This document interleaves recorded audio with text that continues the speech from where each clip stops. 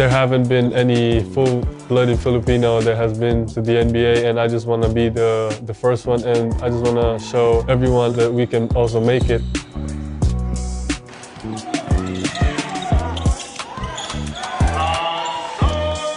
My dad always told me to watch films of Hakeem Olajuwon, Tim Duncan, those guys, and I just kept watching, every day. My dad was in the professional leagues in the Philippines, so, he just taught me almost everything he knows about the game. And we always started with footwork, how to make easy shots. You hear 7 foot, and sometimes that means 6'10", 6'11". He's legit 7'2", so reach, but also knows and is willing to put the work in that it's going to take to get there. Basketball is really a religion to the Philippines, and every time you go out of your house, you'll see a court here, court there. You just see everyone playing basketball, and that's just how we love the sport in our country. He's definitely like a type of basketball player that'll pass. Like he'll look for you. He's not a selfish player. The mentality in the States when you're a foreign player with hype and accolades coming in, people want to play against you. Everybody has their goals and everybody's trying to get on, so what better way to get recruited to a college than saying, hey, I had X amount of points and rebounds and blocks against Sotto, and here's my film against him. I think he realizes that now, and he kind of brings it to his opponent instead of waiting for it to come to him. Yes, sir. Yes, sir. The first few months, I'm just getting used to the culture, the people, and the basketball here, and I'm just very happy that I have my whole family here. I didn't really know a lot of things about college recruitment because in the Philippines I was still at the 10th grade, so I wasn't really focused on any college. But when I came here, I just got a little shocked that things are happening so fast, and I just have to be ready for it. I see Kai as somebody with a world of potential, and the sky is really the limit, but also, there's a short time to get there and has to be deliberate in making those goals achievable. Two more shots. The training here in the States is different because they really focused, and my trainer really dedicated themselves to help me get better as a player.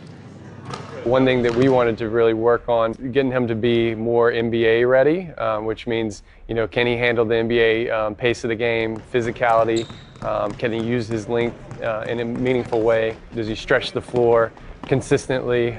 Can he guard players? Can he guard in the post? Can he guard off switches?